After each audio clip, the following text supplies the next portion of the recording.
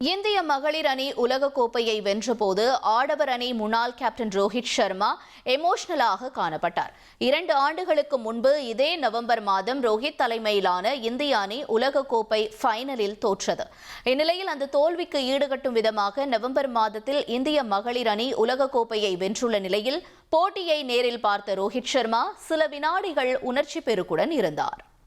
முன்னாள் கேப்டன் மித்தாலி ராஜிடம் இந்திய வீராங்கனைகள் உலக கோப்பையை வழங்கி மகிழ்ந்தனர்.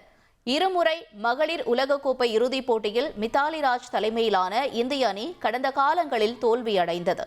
இந்நிலையில் அந்த சோகங்களை தற்போதைய வெற்றி அகற்றியுள்ள நிலையில் முன்னாள் கேப்டன் மித்தாலி ராஜ், ஜூலன் கோஸ்வாமி உள்ளிட்டோர் உலக கோப்பையை ஏந்தி மகிழ்ந்தனர்.